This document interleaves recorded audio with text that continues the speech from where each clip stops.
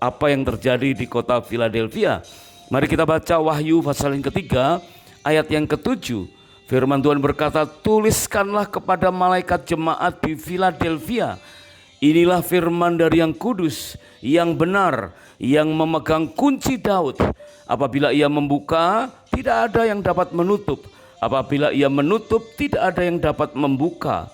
Aku tahu segala pekerjaanmu, lihatlah, aku telah membuka pintu bagimu yang tidak dapat ditutup oleh seorang pun. Aku tahu bahwa kekuatanmu tidak seberapa, namun engkau menuruti firmanku dan engkau tidak menyangkal namaku. Amin, puji Tuhan. Kalau kita belajar dari kota pertama sampai kota kelima, dan sekarang adalah kota yang keenam, yaitu kota Philadelphia, masing-masing kota memiliki seluk-beluk yang berbeda. Ya, ada teguran-teguran yang keras, setengah keras, ada sanjungan. Nah, secara spesifik ternyata kota Philadelphia ini cukup banyak disanjung oleh Tuhan. Sehingga Tuhan datang dikatakan sebagai yang kudus, yang benar, yang memegang kunci Daud. Artinya Tuhan datang dengan otoritas kerajaan Daud. Inilah yang dipandang oleh Yohanes Pembaptis ketika mendapatkan pewahyuan ini. Dan Rasul Yohanes, bukan Yohanes Pembaptis ya. Rasul Yohanes murid Yesus, salah satu dari 12 rasul yang dikenal usianya sampai panjang dan tinggal di salah satu pulau, yaitu wilayah dari negara Turki sekarang ini, yaitu di Pulau Patmos. Dan Rasul Yohanes melihat ada satu kota yang namanya Philadelphia yang cukup disanjung oleh Tuhan. Tuhan datang dengan otoritas kerajaan Daud, dan Tuhan berkata, apabila ia membuka, tidak ada yang dapat menutup. Apabila ia menutup, tidak ada yang dapat membuka. Kemudian Wahyu 3 ayat yang ke-8, firman Tuhan berkata, aku tahu segala pekerjaanmu, lihatlah, aku telah membuka pintu bagimu yang tidak dapat ditutup oleh seorang pun. Aku tahu bahwa kekuatanmu tidak seberapa, namun engkau menuruti firmanku dan engkau tidak menyangkal namaku. Wow, puji Tuhan. Ini suatu sanjungan yang sangat-sangat luar biasa ya, dibandingkan dengan 5 kota sebelumnya. Kota Philadelphia ini dari nama Philadelphia saja berarti brotherly love, ada kasih persaudaraan. Dan tentu Tuhan sangat disenangkan dengan gaya hidup mereka. Ada kasih persaudaraan, ada brotherly love, ada kesatuan hati di antara suami istri, di antara pasangan-pasangan dengan pasangan yang lain. Sehingga mereka cukup berhasil di dalam menggalang kegiatan ya, dengan dana yang cukup besar. Apalagi usaha mereka juga cukup berkembang. Karena firman Tuhan meneguhkan itu. Dia katakan ia membuka dan tidak ada yang dapat menutup. Mungkin ada beberapa rumah tangga yang ingin buka usaha baru, Tuhan yang membuka ya. Mungkin ada beberapa rumah tangga yang gagal untuk menghadapi hal-hal bisnisnya, sepertinya pintu-pintu itu tertutup, tapi Tuhan buka ya. Dan dikatakan bahwa aku tahu segala pekerjaanmu, lihatlah, aku telah membuka pintu bagimu yang tidak dapat ditutup oleh seorang pun ya.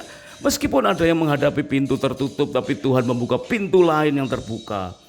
Mengapa demikian? Karena kasih persaudaraan yang dimiliki oleh orang-orang di kota Philadelphia.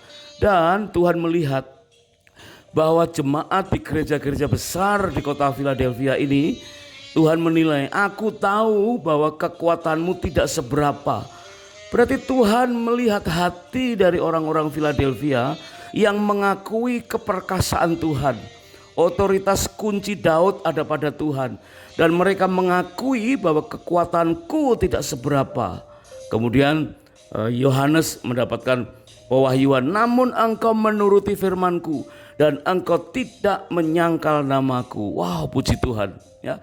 Ini suatu contoh, suatu teladan yang perlu kita ikuti sampai dengan hari ini. Memiliki semangat kekeluargaan dan mengaku di hadapan Tuhan bahwa kekuatanku tidak seberapa, dan menuruti firman Tuhan, tidak menyangkal nama Tuhan, maka Tuhan akan menuntun, memberkati dengan membuka pintu-pintu yang baru.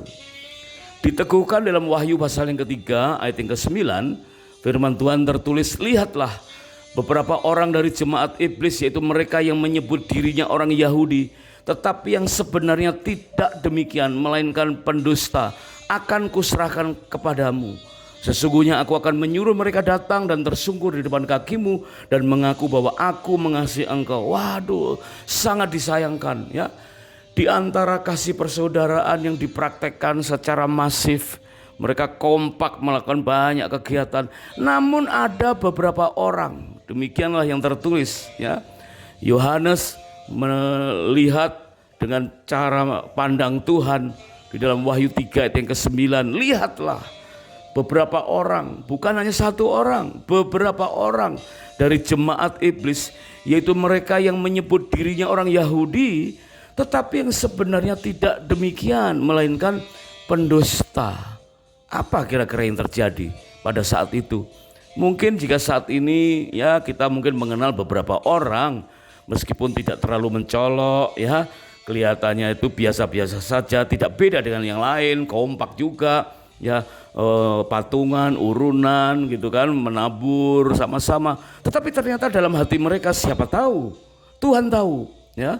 Tuhan melihat bahwa ada beberapa orang yang menyebut dirinya orang Yahudi.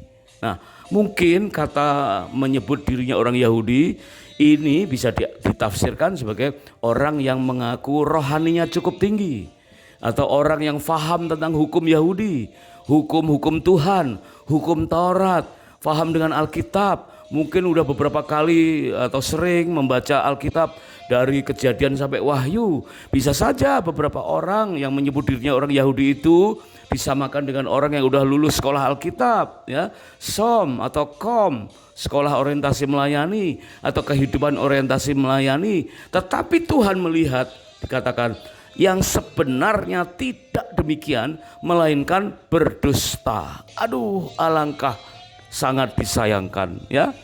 Di tengah-tengah gereja yang berkembang dengan kekeluargaan, dengan semangat kekeluargaan, dengan brotherly love, kasih persaudaraan yang begitu kental, ada beberapa orang yang menyebut dirinya Yahudi, tetapi sebenarnya tidak demikian, melainkan berdusta. Perhatikan, ternyata dusta yang ya selama ini mungkin bisa ditutup-tutupi, tetapi Yohanes bisa melihat ya, Tuhan memberikan pengertian, ada beberapa orang seperti itu, hati-hati ya. Tetapi bagi kita, karena engkau menuruti firman-Ku untuk tekun menantikan aku, ini bagi kita yang tidak seperti beberapa orang tadi, maka aku pun akan melindungi engkau dari hari pencobaan yang akan datang atas seluruh dunia untuk mencobai mereka yang diam di bumi. Wow, indah sekali. Dan ayat yang ke-11 inilah menjadi harapan kita. Aku datang segera, peganglah apa yang ada padamu, supaya tidak seorang pun mengambil mahkotamu. Ayat yang ke-12 dari Wahyu 3, barang siapa menang, ia akan kujadikan soko guru di dalam bait suci Allahku, dan ia tidak akan keluar lagi dari situ, dan padanya akan kutuliskan nama Allahku, nama kota Allahku, yaitu Yerusalem baru, yang turun dari sorga dari Allahku, dan namaku yang baru. Amin, puji Tuhan. Bapak, Ibu, suami istri yang sedang mengadakan honeymoon yang kedua, mari kita beri kesempatan ya kepada Tuhan untuk memberikan kekuatan dan hikmat supaya kita mampu mengkoreksi hidup kita ya. Jadikanlah honeymoon yang spesial dengan hati yang terbuka untuk berkesempatan menguliti kelemahan kita dalam berumah tangga, bahkan kelalaian dalam pola bergereja sebagai keluarga rohani, dan menegur kesalahan kita di dunia kerja. Benar-benar sarana untuk melakukan introspeksi, rela belajar dari kesalahan. Mengapa ini penting? Karena kendala terbesar kita adalah tidak mampunya kita membedakan antara kebutuhan kita ya, memenuhi kebutuhan atau memahami keinginan Tuhan. Sehingga seringkali kita mengejar apa yang salah, yaitu mengejar keinginan kita, bukan keinginan Tuhan. Jadi mestinya cukup kita memenuhi kebutuhan kita sesuai dengan keinginan Tuhan. Tetapi seringkali kita salah, mengejar yang salah, sehingga akibatnya kita terlihat mungkin secara tidak kasat mata beberapa ya mengejar pemenuhan keinginan-keinginan duniawinya semata.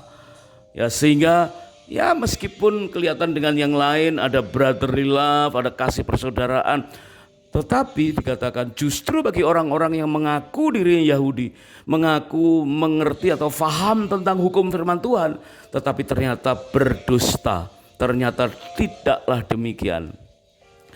Kembali kita perhatikan dari kota pertama Efesus, ya, kemudian kota Smyrna, Pergamus, Tiatira, Sardis, dan kali ini Philadelphia. Dan episode yang akan datang kita belajar tentang Laodikia.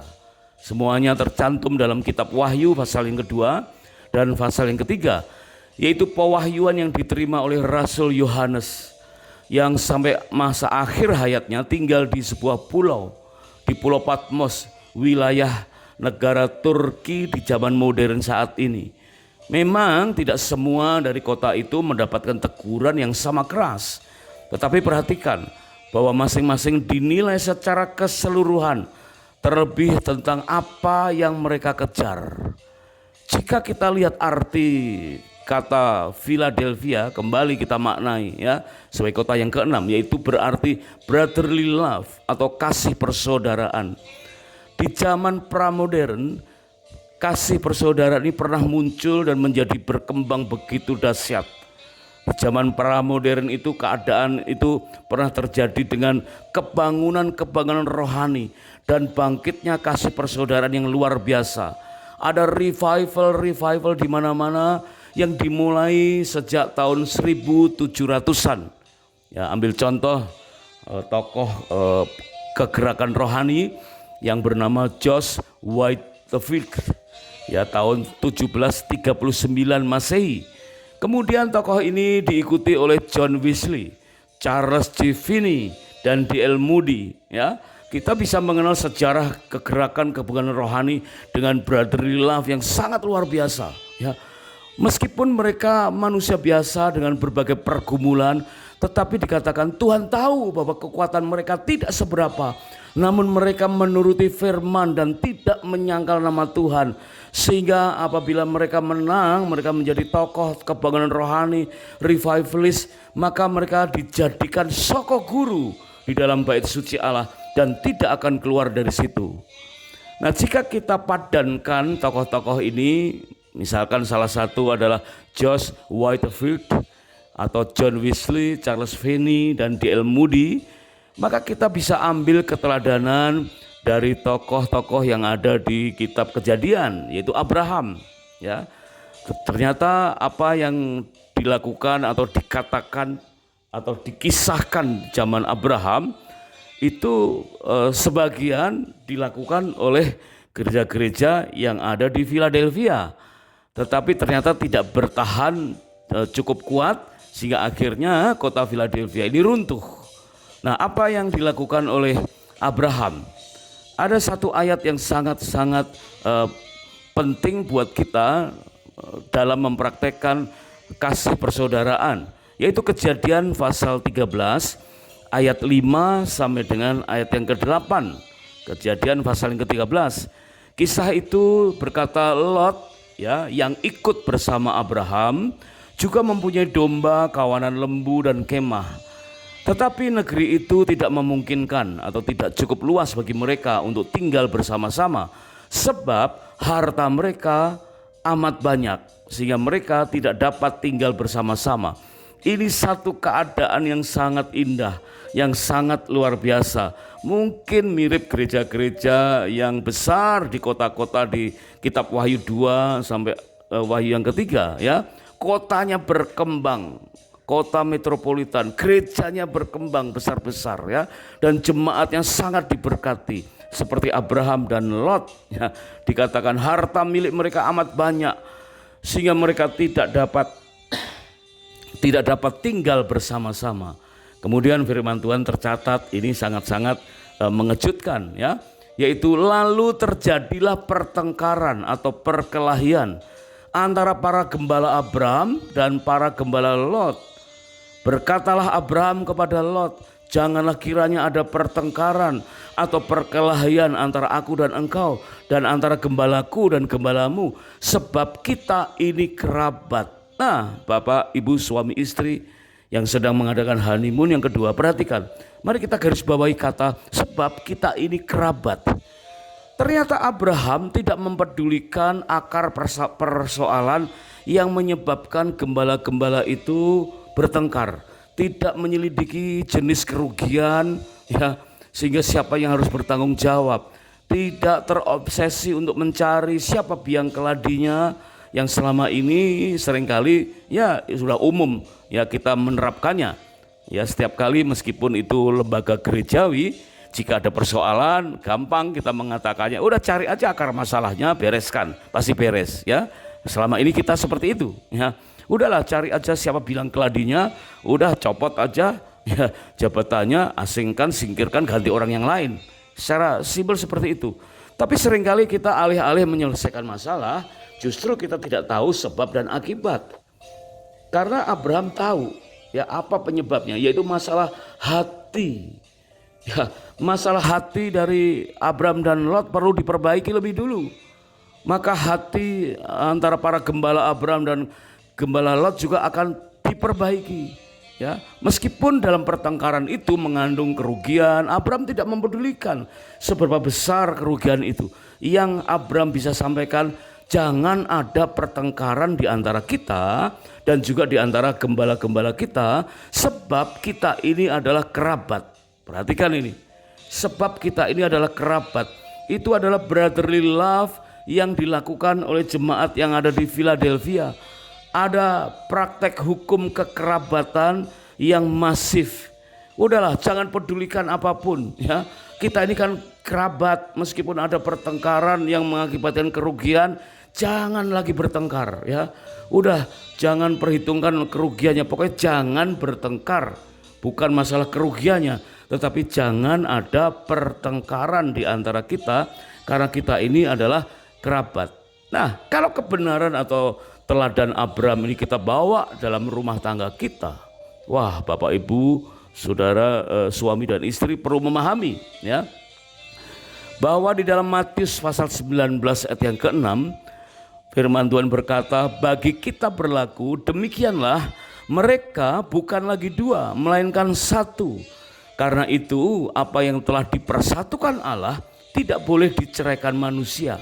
Nah, inilah hukum suami istri, kesatuan yang melebihi hukum kekerabatan yang diteladankan oleh Abraham. Abraham dan Lot tidak bisa dianalogikan sebagai suami dan istri ya. Tetapi Abraham dan Lot ternyata mempunyai hati lebih dari sekedar suami istri. Ya, mengabaikan hal-hal yang tidak penting demi jangan sampai bertengkar. Nah, kita suami istri, kita bukan lagi dua, suami dan istri bukan lagi dua, melainkan satu. Karena itu apa yang telah dipersatukan Allah tidak boleh diceraikan. Jadi tidak boleh ada pertengkaran, harus diselesaikan. Pertengkaran itu pasti ada solusinya. Nah, hukum kekerabatan ini menjadi sangat penting kalau suami istri ya Bapak Ibu menerapkan sesuai dengan keteladanan Abraham. Di mana dikatakan hukum kekerabatan ialah sikap luhur dari hati, memancarkan integritas diri dan menjadi teladan semua generasi. Wah, nanti apa yang menjadi keputusan kita demi menjaga hukum kekerabatan akan menjadi kenang-kenangan dan legacy bagi anak keturunan kita dan menjadi teladan semua generasi. Mengapa banyak dari kita akhirnya dengan dalih teokrasi sanggup melunturkan hukum kekerabatan? Nah, ini yang terjadi ya. Awal lembaga kerohanian, entah itu persekutuan doa, ya, kelompok sel, persekutuan doa, gereja, dari gereja kecil, ya lembaga gereja besar, itu berawal dari spirit family. Karena merasa kita sekeluarga, satu dalam Tuhan ya. Kau saudaraku, kau sahabatku, ada family, ada spirit kekeluargaan, sehingga terbentuklah lembaga kerohanian. Tetapi begitu lembaga itu berkembang, maka tumbuhlah satu organisasi untuk mengatur semua operasional. Maka akhirnya kita merasa bahwa ini kan lembaga sorgawi, ini lembaga kerohanian. Maka selayaknya kita terapkan otoritasnya teokrasi. Maka begitu otoritarian teokrasi dipraktekkan, justru bisa-bisa jika kurang bijak akan mengaburkan hukum kekerabatan. Terlebih dipicu oleh hati bapa yang luntur, mungkin dengan rasa insecure, persaingan, membanding-bandingkan soal materi, ya, pencapaian, maka akan timbul penerapan problem solving di setiap persoalan secara by system. Perhatikan ini, kita perlu mengalokasikan pikiran dan kebijakan kita dengan benar-benar berhikmat. Karena yang satu adalah hukum kekerabatan, yang satu adalah otoritarian teokrasi. Sehingga apabila ada persoalan, dengan begitu saja kita langsung terapkan problem solving secara by system, padahal sistem itu adalah bikinan kita yang belum tentu sesuai dengan teokrasi, maka justru di situ akan melunturkan hukum kekerabatan. Bapak, Ibu, suami istri yang sedang mengadakan honeymoon yang kedua, jika seseorang berhasil menerapkan rasa cinta damai, ya, seperti Abraham terhadap Lot, ya, terhadap kerabatnya, ya, maka dapat dipastikan akan mudah menerapkannya bagi pasangan. Kita tidak tahu peristiwa berikutnya antara Abraham dan Sarah, ya. Memang tidak semua kehidupan Abraham bisa kita teladani. Ya, contohnya waktu mencari solusi, janji Tuhan lambat, kemudian Sarah punya usul tentang Hagar, ya. Tentu hal-hal seperti itu harus bijak kita sikapi. Tidak seluruh hidup Abraham bisa kita teladani, karena memang hukumnya demikian. Ya, tidak ada satupun tokoh-tokoh Alkitab yang dapat kita teladani seluruh hidupnya kecuali Tuhan Yesus. Namun demikian, segmen-segmen tertentu dari kehidupan Abraham, terutama dalam hal ini, sangat-sangat penting untuk kita teladani. Ya, terutama apa? Jika sepasang suami istri mendapat keteladanan rasa cinta damai dari gereja, tokoh-tokoh gereja, pemimpin rohani, ya, maka mereka akan mudah menerapkannya bagi rumah tangganya. Karena kemurnian penerapan teokrasi akan diuji dengan rasa cinta damai pada praktek hukum kekerabatan yang dilakukan. Jadi meskipun kita beralasan ini teokrasi, ini kata Tuhan, tetapi kalau tidak ada unsur cinta damai dan melunturkan hukum kekerabatan, itu sesuatu yang perlu kita sikapi dengan bijaksana. Sebab itu suami istri, bapak ibu yang sedang mengadakan honeymoon yang kedua, mari kita lihat abad-abad awal pramodern, ya, ketika tahun 1739 Masehi ada kegerakan rohani yang ditokohi oleh George Whitefield, kemudian John Wesley, Charles J. Finney, dan D.L. Moody. Maka berikutnya di tahun 1940-an sampai 1950-an di Amerika ada 3 tokoh KKR kebanggaan rohani yang sangat hebat, 3 pengkhotbah yang sangat terkenal. Ya, yang pertama kita mengenal bernama Billy Graham, kemudian yang kedua Brown Clifford, dan yang ketiga adalah Charles Templeton. Ketiga pengkhotbah yang membangun pelayanan Youth for Christ yang berkhotbah dengan begitu dahsyat, ya, setiap tahun menurut data itu mereka masing-masing berkhotbah di depan 500.000 orang atau setengah juta jemaat. Meskipun pada saat itu TV tidak semarak sekarang, media sosial juga tidak secanggih sekarang, ya, tetapi di zaman itu sudah cukup, sangat-sangat dahsyat, ya. Mereka berkhotbah di antara setengah juta pemirsa, sangat luar biasa. Tapi apa yang terjadi? Nah, dari ketiga pengkhotbah hebat itu ternyata tidak lama kemudian seorang di antaranya yang bernama Brown Clifford, oleh karena persoalan keluarga, konflik dengan sesama pelayan, akhirnya menghilang dari pelayanan, ya. Beberapa dekade berikutnya ditemukan oleh seseorang hidup sendiri dan sedang sakit keras. Sehingga pada saat Brown Clifford ini meninggal, maka banyak hamba-hamba Tuhan yang mengenalnya patungan, saudara, membeli peti mati dan tanah makam, ya. akhir hidupnya sangat memprihatinkan. Ya, semangat kekeluargaan hilang, dia putus dari keluarganya dan dari komunitasnya. Kemudian tinggal dua. Nah, yang kedua ini Charles Templeton. Memang Charles Templeton ini meninggal di usia yang sangat lanjut. Ya, tetapi tidak lama dalam pelayanan, hanya 21 tahun. Dan akhirnya setelah 21 tahun melayani, disebutkan Charles Templeton ini memproklaim dirinya sebagai ateis. Dia menyangkal semua yang diajarkan atau yang dikhotbahkan selama 21 tahun dalam pelayanan. Dan di akhir hidupnya dia menerbitkan sebuah buku dengan judul Farewell to God, yang berisi My Reasons for Rejecting the Christian Faith. Aduh, sangat memprihatinkan ya. Seorang pengkhotbah yang sangat terkenal. Ini mungkin yang disebut sebagai mengaku dirinya Yahudi, tetapi sesungguhnya tidaklah demikian dan pendusta. Wah, ini berarti membuktikan bahwa Charles Templeton tidak setia sampai akhir, tidak bertahan lama menjadi soko guru. Nah, puji Tuhan, kita beruntung masih mendapatkan satu teladan ya, yang mirip-mirip seperti apa yang dilakukan Abraham pada saat berhadapan dengan Lot, yaitu Billy Graham.